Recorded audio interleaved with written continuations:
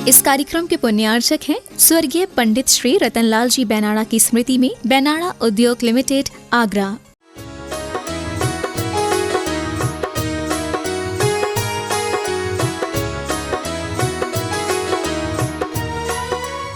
हमेशा जो एक्टिविटी हम करते हैं उसके माध्यम से हमारी आत्मा में स्पंदन होता है, हलन चलन होती है, और जैसे ही स्पंदन होता है तुरंत कर्म उसमें अट्रैक्ट हो जाते हैं। एक्टिविटी 3 प्रकार से होती है। फिजिकली एक्टिविटी होती है, वर्बली होती है और मेंटली होती है। मन से, वचन से और काय से। 24 घंटे सबसे ज़्यादा जो हमारी एक्टिविटी चलती है हमारी मानसिक एक्टिविटी होती है। शारीरिक एक्टिविटी जाता है तो हम हमेशा दूसरों को दोष देते हैं अपने दुख के लिए, अपनी पीड़ा के लिए, अपनी परेशानी के लिए, लेकिन दूसरा उसमें बहुत बड़ा का रोल अदा नहीं करता है। हमारी मानसिक विचारधारा ही उसमें सबसे बड़ा रोल अदा करती है। आप बताओ 24 घंटे में आप एनालाइज करो तो कितना % आप अच्छा चिंतन में अपने आप को बिताते हो? बता दो। आपने क्वेश्चन किया ना, चलिए आपसे पूछ लेते हैं। 24 आवर्स की अभी सिर्फ एनालिसिस करने की बात कर रहे हैं, लाइफ की छोड़ दो। कितना टाइम अच्छा चिंतन होता है? आप फ्रेश रहते हैं, निश्चिंत रहते हैं, टेंशन फ्री रहते हैं, कुछ नहीं, बढ़िया फर्स्ट क्लास, जो है सो है फर्स्ट क्लास, हंसते मुस्कुराते रहते हुए।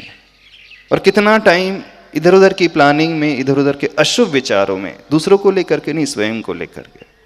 कितना % होगा? महाराज जी, जब तक मंदिर या गुरुओं के पास रहते हैं तब तक ठीक है, बाकी तो वही चलता है। बाकी तो क्या चलता है? वही अपने मतलब इधर उधर की चीज़ों के बारे में सोचने में। देखना, प्राय सभी के साथ ऐसी होता है, क्योंकि इसके संस्कार ही पास्ट के ऐसे बने हैं। वो प्रेजेंट में नहीं जीना चाहता, आराम से जीना नहीं चाहता, वो इधर उधर के विचार को लेकर के ही जीना चाहता है। तो कर्म हमेशा हमारे पास आते ही रहते हैं, हम उसे नहीं रोक सकते। कर्म रोकने वाला जो होता है वो तो बहुत ऊंचा साधक होता है। मुनिराज होते हैं, वो भी जब श्रेणी में चढ़ते वो हैं उस समय, तो मुनि महाराज भी हमेशा कर्म का आश्रय करते रहते हैं, बंद करते रहते हैं, आचार परमेष्टि भी करते हैं, अच्छे से अच्छा व्यक्ति भी करते रहता है। बस वो अपने जीवन में एक कार्य कर लेते हैं, उसे अशुभ से डाइवर्ट करके शुभ की ओर लेकर के आ जाते हैं, और कुछ नहीं। तो जब हम शुभ का चिंतन, अच्छा चिंतन ज्यादा करेंगे तो उससे जो कर्म आएंगे वो अच्छे कर्म होते हैं। यानी शुभ पुण्यस्य शुभ पापस्य, शुभ योग से पुण्य का आश्रय है और अशुभ योग से पाप का आश्रय। तो अशुभ क्या होता है?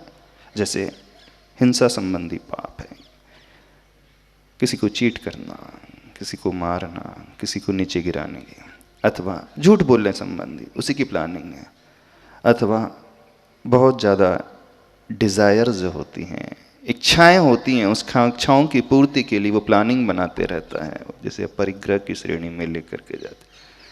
अथवा अपने शील से हट करके दूसरों को गलत दृष्टि से देखता ही रहता है, सोचते ही रहता है। तो इस प्रकार से अशुभ चिंतन में उसकी धारा चलते रहती है।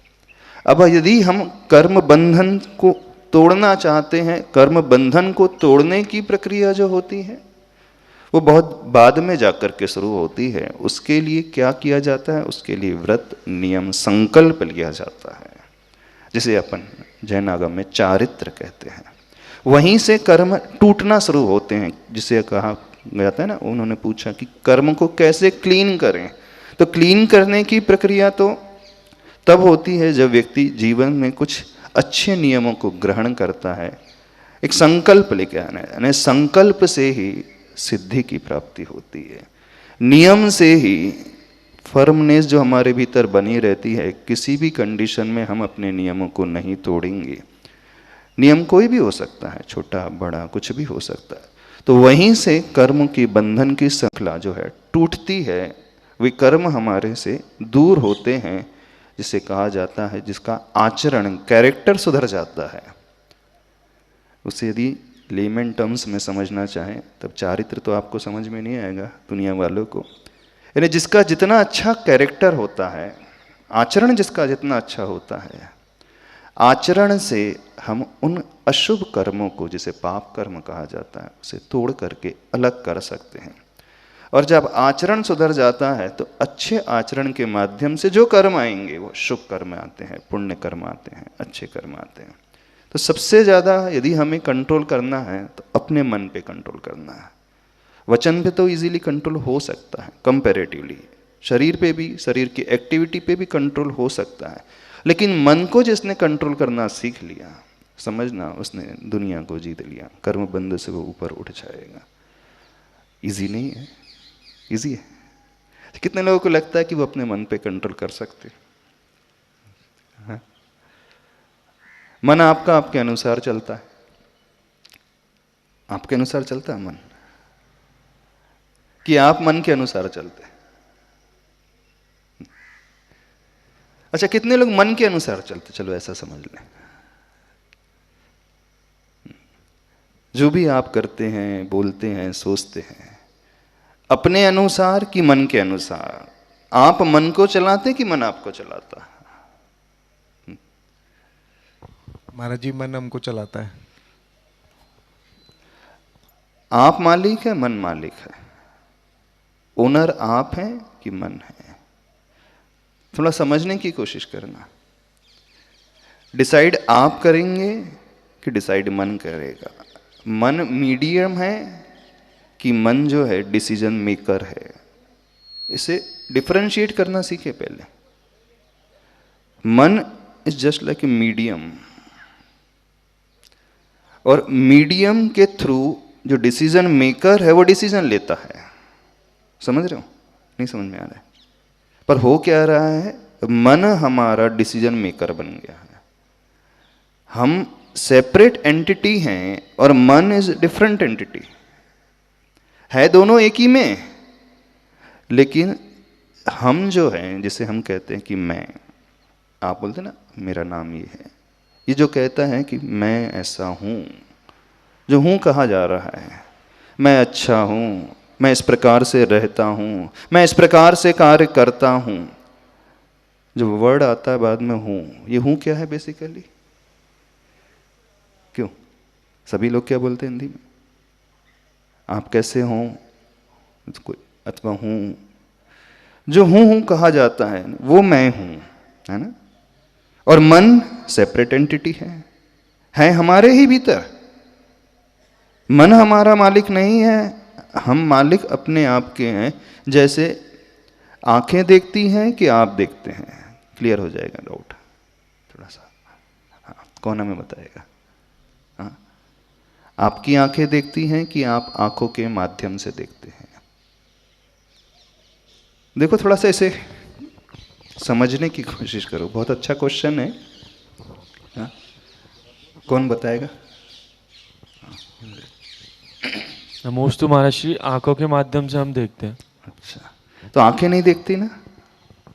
आंखों के जरिए से ही तो हम देख रहे हैं महाराज जी। तो देखने वाले हम हैं, वाया आईज, थ्रू आईज हम देखते हैं। आंखें अपने आप तो नहीं खुलती। जब हम संकेत करते हैं तब हमारी आंखें ओपन होती हैं। जब हम संकेत करते हैं कि अपनी आंखें बंद करके बैठ जाओ, तो आंखों के माध्यम से, आंखें जो हैं, आईज जो है मीडियम है, ऐसे ही मन जो है मीडियम है। अब जो आंखों को खोलने के लिए प्रेरित करता है वो कौन है?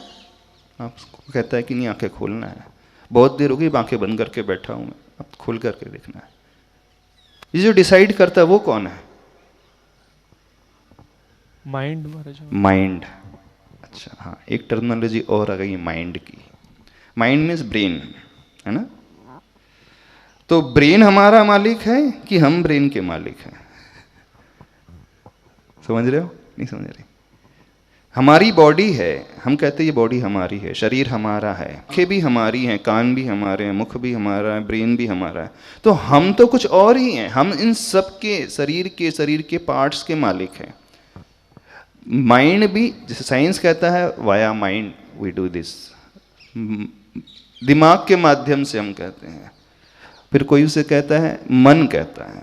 तो देखो आत्मा अलग है, हम कह रहे हैं हम मतलब अथवा मैं हूँ ओनर, हम आत्मा हो गया। माइंड उसके लिए मीडियम हो गया, और माइंड से पहले आता है मन। चेन कैसे चलती है? आत्मा, देन मन, देन माइंड, देन आइज जिसे हम इंद्रियां कहते हैं, देन फिजिकल एक्टिविटीज। हायरार्की कैसे बनेगी? नहीं समझ में आ रहा है? आत्मा ओनर, देन बोलो बोलो मन। मन। हाँ, मन बहुत सूक्ष्म होता है। मन भी अब दो प्रकार के होते हैं, टॉपिक थोड़ा मन के ऊपर घूम गया। एक भाव मन होता है जिससे हम सोचते हैं, परिणाम पैदा करते हैं, फीलिंग्स पैदा करते हैं, वो मन। फिर वो मन के बाद मन से मन डायरेक्शन देता है ब्रेन को, जो सेंसरी सिस्टम होता है अपनी बॉडी में नहीं होता। फिर ब्रेन अगेन फर्दर डायरेक्ट करता है बॉडी के डिफरेंट पार्ट्स को, जो सेंसेस होते हैं, इंद्रियां होती हैं। फिर वो आंखें खुल जाती हैं। तो जैसे हमने सोचा आंख बंद करके बैठे, अब हमने संकेत दिया कि आंखें खोलना है हमें, तो कैसी चेन चलेगी? संकेत देने वाले हम, वाया मन, देन ब्रेन, देन वो आंखें ओपन होगी। तो 24 घंटे जो हमारी प्रक्रिया चलती है वो मन की सबसे ज़्यादा चलती है। तो कंट्रोलर हम हैं न कि मन है, पर हो क्या रहा है? मन सबका कंट्रोलर बन करके बैठा है ना? जिस बिजनेस में, जिस दुकान में यदि नौकर ही मालिक बन करके बैठ जाएगा तो क्या होगा भाई? नौकर मालिक की मानेगा कि मालिक नौकर की मानेगा? किसकी, कौन किसकी मानेगा? समझ रहे हो? नहीं समझ में आ रही बात? तो जो प्रश्न किया गया था कर्म बंधन से हम कैसे छूटें, तो कर्म बंधन से छूटने की जो प्रक्रिया है वो कैरेक्टर पर डिपेंड करेगी।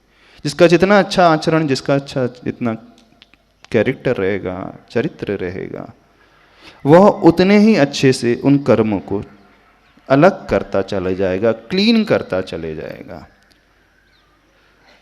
और अच्छे और बुरे कर्म बांधना हमारे हाथ में है। तो हम ये कोशिश करें, जब भी कुछ चिंतन करें, जब भी हम कुछ बोलें, देखो बोलने से भी बहुत गलत प्रकार के कर्म बनते हैं। कमेंट्स आप करते हैं किसी पर, कि कई लोगों की आदत होती है कमेंट्स ही करने की, जैसे बोलते हैं ना पुड़िया छोड़ने की।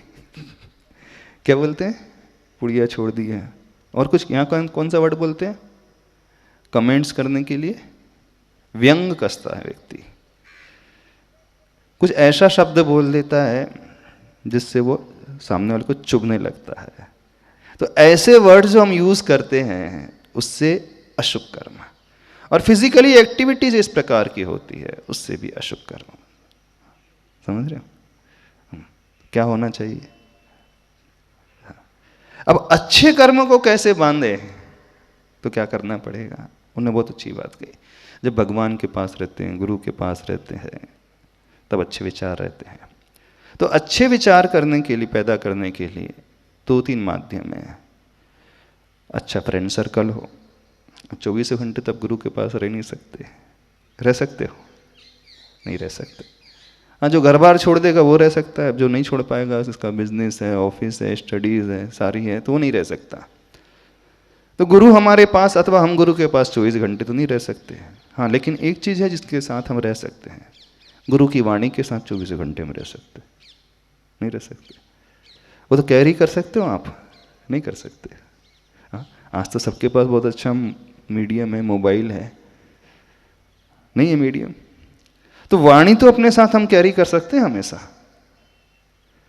तो वो वाणी यदि हम सुनेंगे, उस उपदेश को हम सुनेंगे, उस स्पीच को हम सुन लेंगे, तो जो हम नीचे की ओर जाते हैं, स्ट्रेस लेवल जब बढ़ता चले जाता है, निराशावादी सोच जब बढ़ती चले जाती है, उस समय कुछ ऐसा एक शब्द, ऐसा कोई उपदेश, वो हमारे लिए एक कैटालिटिक इफेक्ट पैदा कर देता है, उत्प्रेरक का कार्य करने वाला होता है, हमें तुरंत संभाल लेता है और हमारी विचारधारा को बदल करके अच्छी विचारधारा कर देता है।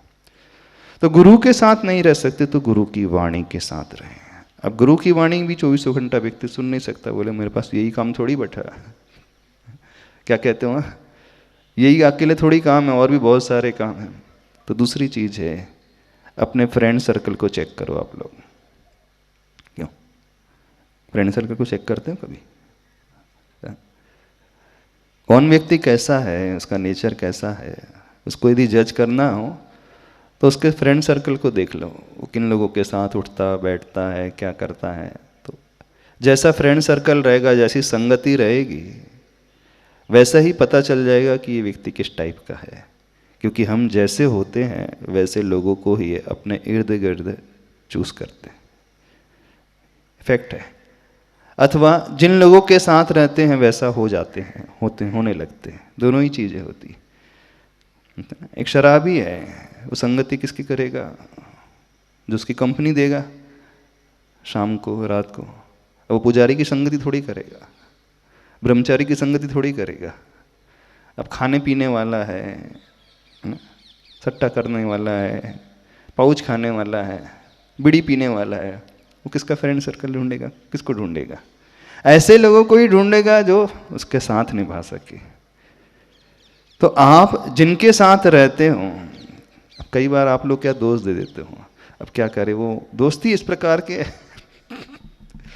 मैं तो चाहता हूँ अच्छा कार्य करूँ, अच्छा सोचूँ, अच्छे से रहूँ, अच्छे से बोलूँ, लेकिन वो कंपनी ऐसी है मेरी कि मुझे इधर उधर ले जाती है।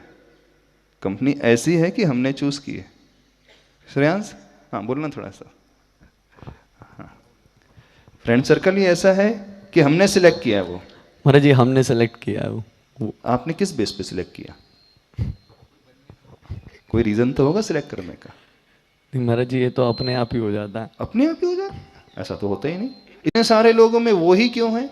वही 4, वही 5, वही 8, वही 10, वो क्यों रहेंगे? और भी तो रहते हैं बहुत सारे लोग। अपने आप नहीं होता है, जिसकी ट्यूनिंग बैठती है, यानी जिसका नेचर जिससे मैच करता है उन्हीं के साथ रहेगा। भीड़ में सारे के लोगों के साथ तो हमेशा नहीं रहता ना, वो सिलेक्ट कर लेता है पर्टिकुलर, नहीं इन्हीं के साथ उठना बैठना। ऐसे ही होता है ना, क्यों नहीं होता? तो उसके फ्रेंड सर्कल को देख करके हम जज कर सकते हैं बहुत इजीली कि किस टाइप का है। तो उस फ्रेंड सर्कल को सुधारना सीखो यदि अपने आप को सुधारना है। अच्छे विचारों को यदि अपने भीतर पैदा करना चाहते हो, अपने मन को अच्छा बनाना चाहते हो। समझ रहे हो? नहीं समझ रहे? नहीं समझ में आ रहा है? बड़ा डिफिकल्ट है। हाँ, डिफिकल्ट तो होता है।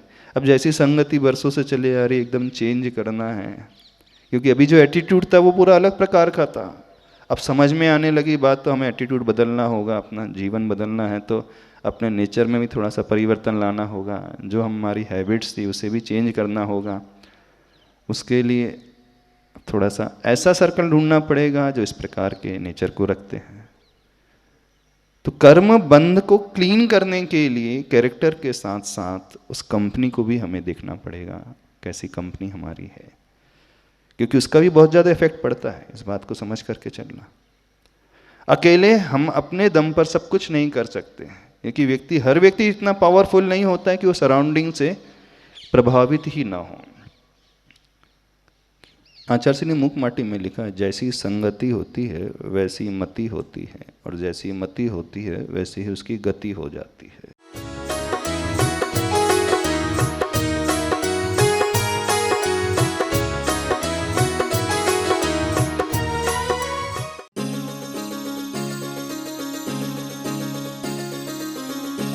इस कार्यक्रम के पुण्यार्चक थे स्वर्गीय पंडित श्री रतनलाल जी बेनाड़ा की स्मृति में बेनाड़ा उद्योग लिमिटेड, आगरा।